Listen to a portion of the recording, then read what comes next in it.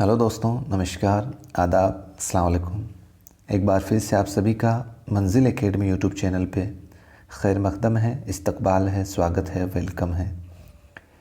मंजिल academy YouTube channel आपकी जो मंजिल है, चाहे रीट एग्ज़ाम हो, चाहे सीटेट एग्ज़ाम हो, चाहे किसी भी स्टेट का टेट एग्ज़ाम हो, उसकी मंजिल तक पहुंचाने के लिए हम लगातार प्रयासरत हैं और बिल्कुल बेसिक से, बिल्कुल शून्य से आपको आपकी जो मंजिल है, आपका जो पाठ्यक्रम है, उसको पूरा करवा रहे हैं। दोस्तों, अभी ये जो वीडियो रिकॉर्ड कर रहा हूँ, इस टाइम 2:15 होने वाली है और बड़ी मुश्किल से मैंने आपको बता रखा है कि मेरा जो शेड्यूल है अभी वो थोड़ा सा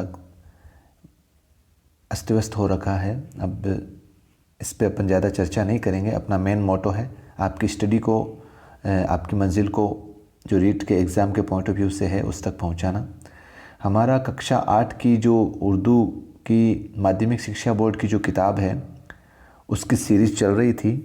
इससे पहले हमने 5 पाठ का अध्ययन कर लिया है और आज हमारा 6ठा पाठ है दोस्तों, और जिसका नाम है गारू। दोस्तों, बहुत अच्छा पाठ है, बहुत अच्छी कहानी है, ये भी एक अच्छा मजमून है। पढ़ते हैं इसको बिना देर किए। गारू मेघालय सूबे की एक अहम कबायली ज़ात है। यानी कि कौन से सूबे की ये ज़ात है भाई? मेघालय कस्बे की, मेघालय सूबे की, ठीक है। गारू लोग मिजाज से अमन पसंद, मेहनती और कुदरत से प्यार करने वाले होते हैं। गारू के जो लोग थे, उनका जो मिजाज था, उनका जो करैक्टर था, उनका जो चरित्र था, वो कैसा था? अमन पसंद था और मेहनती और कुदरत से प्यार करने वाले होते हैं। इस गारू मुआशरे की दो अहम शख्सियात हैं जिनका नाम क्या है? जापा जलिनपा और सुकपा पुंगीपा। थोड़े नाम ऐसे ही हैं क्योंकि ये तिब्बत चीन साइड के नाम है। ये जापा जलिनपा, सुकपा पुंगीपा, जापा जलिनपा, सुकपा बुंगीपा, सुकपा बुंगीपा, ठीक है। ये इस गारू मुआशरे की, मुआशरा का मतलब होता है दोस्तों समाज।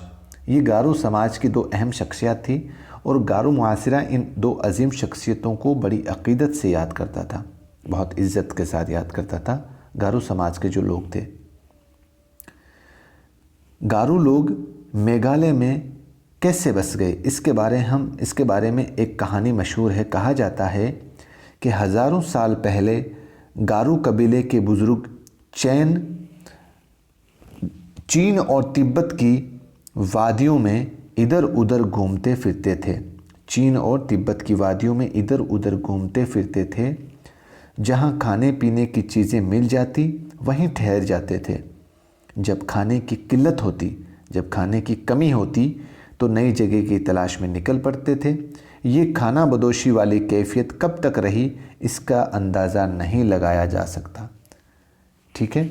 खाना बदोशी की कैफियत कब तक रही? खाना बदोशी का मतलब होता है दोस्तों ऐसे कबीले जो कोई मुस्तकिल घर नहीं बनाते। मुस्तकिल का मतलब कोई स्थायी निवास नहीं बनाते, यानी कि जो बंजारे होते हैं, बंजारे एक स्थान से दूसरे स्थान पर, इनका कोई फिक्स घर नहीं होता था। आगे बढ़ते हैं। खाने की तलाश में भटकने के अलावा गारू कबीले को ख़राब मौसम और जंगली जानवरों से भी मुकाबला करना पड़ता था। इसकी वजह से गारू लोग बहुत परेशान रहते थे। इन्हीं दिनों गारू मुआशरे में जापा जलिनपा और सुगपा बुंगीपा का जन्म हुआ था। इन दोनों ने अपने कबीले के लोगों की तकलीफ़ को देखा और समझा। उन्होंने कबीले के लोगों को इस हालात से निकालकर कहीं अच्छी जगह पर ले जाने का फ़ैसला किया। जब उन दोनों को, किनको, जापा जलिनपा और सुंगपा पुंगीपा ने ये देखा कि यार हमारे इस जो कबीले के लोग हैं, हमारे जो समाज के लोग हैं गारू वाले, ये बहुत परेशान हैं भाई। कभी ख़राब मौसम हो जाता है तो कभी जंगली जानवर आ जाते हैं। तो इन दोनों ने ये डिसीज़न लिया कि इनको कहीं दूसरी जगह ले जाते हैं। देखते हैं आगे। दोनों ने कबीले के लोगों को इकट्ठा किया और बताया कि उन्हें एक खूबसूरत मुकाम पर ले जाएंगे। कबीले के लोग उनकी बड़ी इज्जत करते थे उन्होंने उनकी बात मान ली। कहा जाता है कि जलिनपा और बुंगीपा इतने निडर और बासर थे, यानी कि असरदार थे, निडर मतलब ताकतवर थे, साहसी थे, कि जंगलों के खूंखार जानवर भी उनकी आहट सुनकर भागने लगते थे। ठीक है। वो खतरनाक तूफानों में भी सही रास्ता और समत मालूम कर लेते थे, यानी कि दिशा, समत का मतलब हो गया दिशा, मालूम कर लेते थे। रात में भी उन्हें अपने साथियों की रहनुमाई करने में कभी परेशानी नहीं होती थी। अपनी गैर मामूली सलाहियतों की बिना पर वो पेश आने वाले ख़तरात का अंदाज़ा कर लेते थे और अपने कबीले को मुसीबतों से बचा लेते थे। यानी कि रात भर वो अपने साथियों की रहनुमाई करते थे, उनकी देखभाल करते थे, कभी उनको किसी तरह की परेशानी नहीं होने देते थे। ठीक है। इस तरह से सारे गारू एक साथ मिलकर हिमालय की तराई को पार करते हुए ब्रह्मपुत्र नदी की वादी की जानिब बढ़े। वो अपने सामान, घोड़े, जानवर वगैरह अपने साथ लेकर चल रहे थे। कभी कभी महीनों चलते रहते और कहीं कहीं बरसों ठहरे रह जाते। काफ़ी मुद्दतों वो इसी तरह सफ़र करते रहे और हिमालय की वादियों में घूमते रहे। जलनपा और बुंगीपा ने अपने साथियों को हमेशा आगे बढ़ने की तरकीब दी, दिशा दी। ठीक है। यानी कि कहने का मतलब ये गारू के लोग जो थे, अभी हमने ऊपर पढ़ा था कि ये कहीं पे भी एक जगह निवास नहीं करते थे, वो लगातार आगे बढ़ते जाते थे। हिमालय को पार करते हुए ब्रह्मपुत्र नदी को पार किया और उनको अपने साथ में सामान लेते हुए ये कई कई महीनों तक चलते थे, और अगर कहीं रुकना होता था तो साल भर रुक भी जाते थे। आगे बढ़ते हैं। बरसों की तकलीफ दाह सफ़र के बाद गारू कबीला आसाम के मैदानी जंगलों में आ पहुंचा। कहा जाता है कि इनका पहला पड़ाव कूच विहार के जंगल में पड़ा। उस ज़माने में कूच विहार आसाम के राजा का कब्ज़ा था। कूच विहार एक जगह है आसाम के अंदर, तो उस पर आसाम के राजा का कब्ज़ा था। उसने गारो कबीले को आगे बढ़ने से रोक दिया।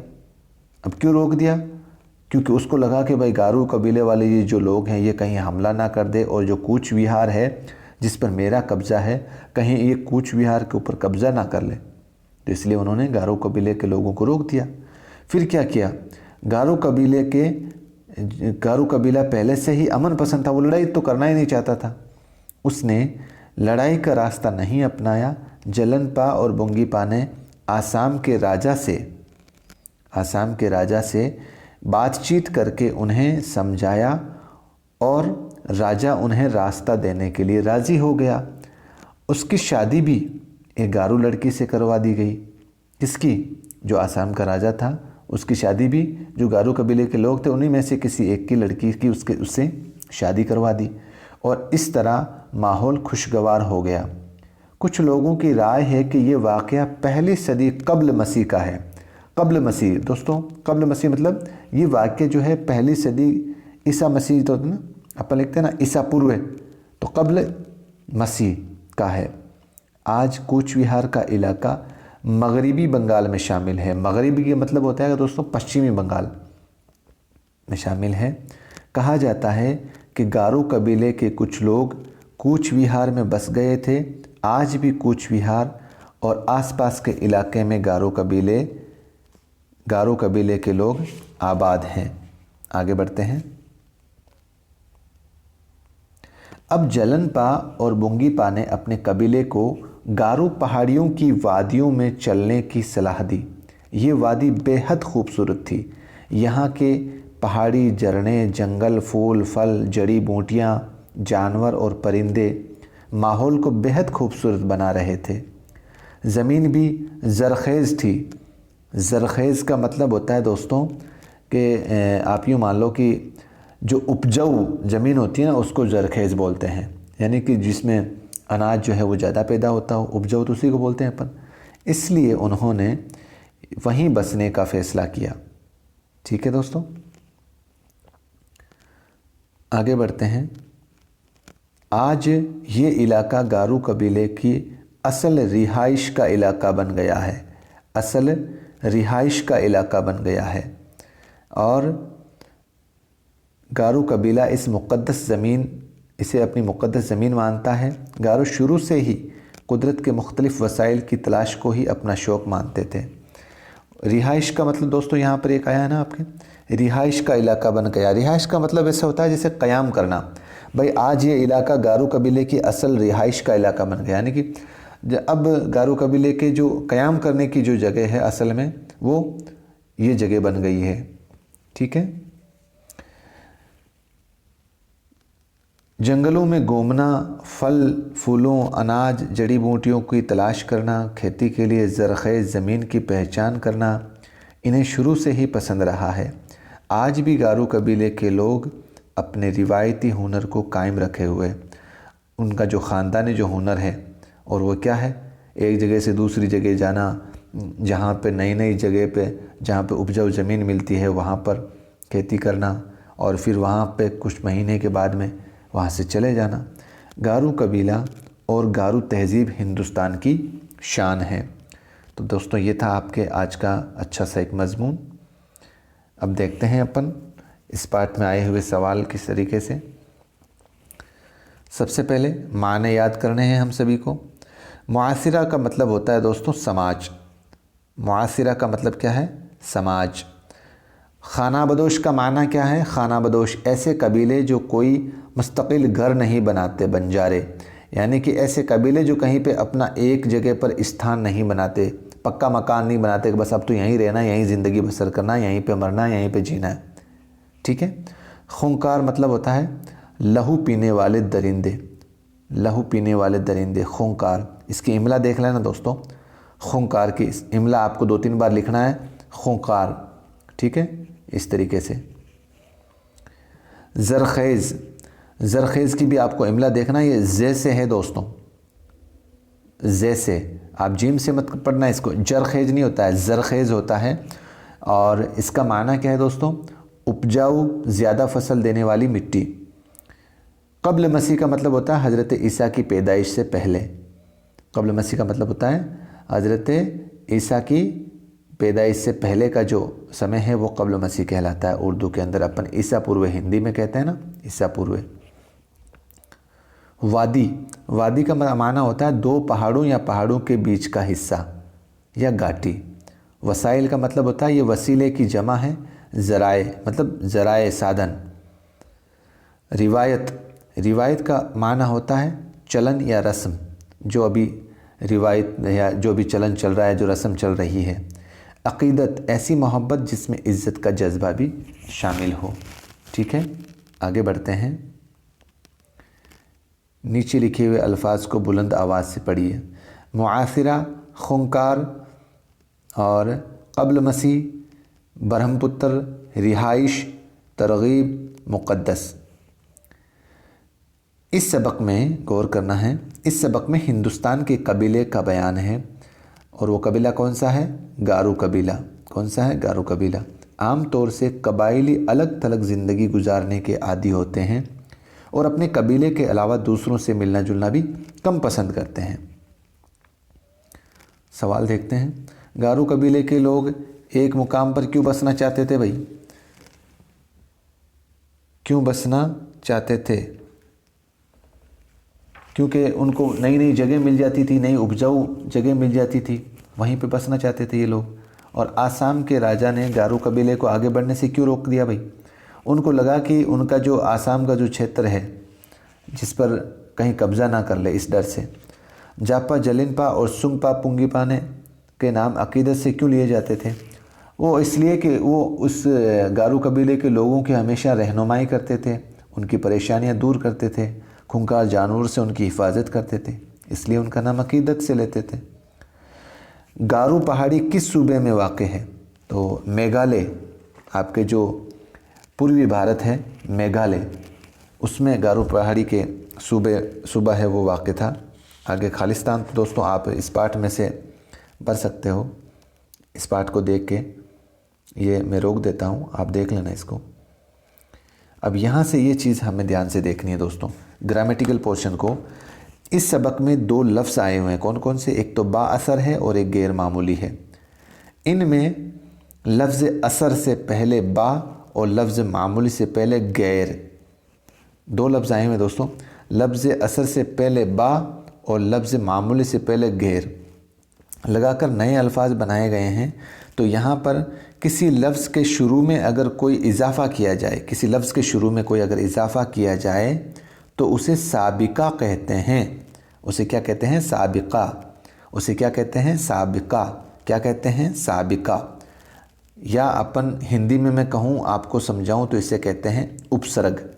इसे क्या कहते हैं? उपसर्ग। अगर किसी लफ्ज़ के शुरू में कोई नया लफ्ज़ जोड़ दिया जाए और नया लफ्ज़ बनाया जाए तो उसको साबिका उर्दू में कहते हैं और हिंदी में आपके उपसर्ग कहते हैं। समझ में आई दोस्तों? अभी तक हमने ये दोस्तों हमारा 6ठा सबक है, 6ठा पार्ट है। हमने 3 चीज़ों को ग्रामेटिकल पोर्शन से हमारे इन्हीं किताब में से आ गए।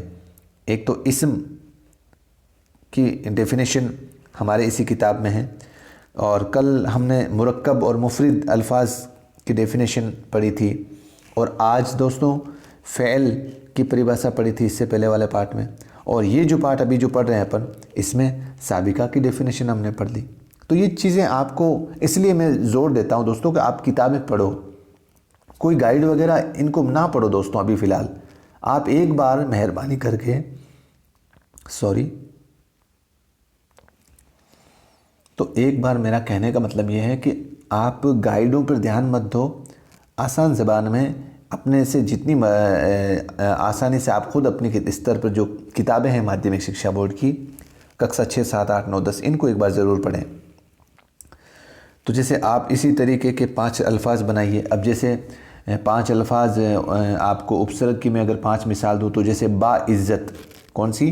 बा इज़्ज़त। तो इसमें जो बा जो लफ्ज़ के शुरू में लगा है वो क्या है? आपके साबिका है दोस्तों। और एक दूसरा जैसे आप बीती, दूसरा क्या नाम है? आप बीती। और तीसरा जैसे मान लो कि बदमिजाज, बदमिजाज, इसमें जो बद है इसमें आप है, ये सब क्या है? ये साबिका है।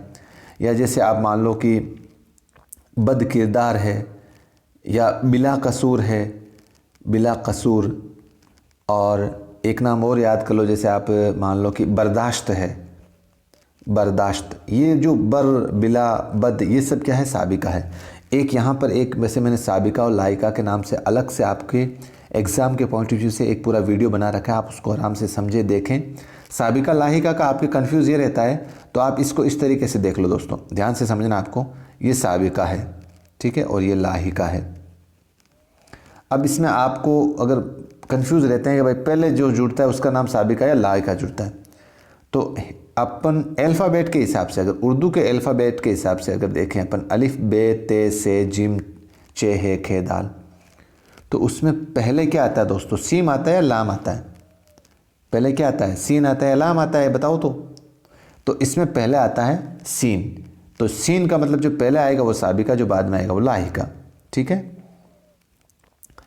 आगे ये जो लफ्ज़ हैं, अमन पसंद, खुशगवार, खूबसूरत, गैर मामूली, रहनुमाई, इन सब के दोस्तों ये पूरे आपने इस चैप्टर को देखा है, समझा है, पढ़ा है, तो आपको इनके जुमलों में इस्तेमाल आप आराम से कर सकते हो।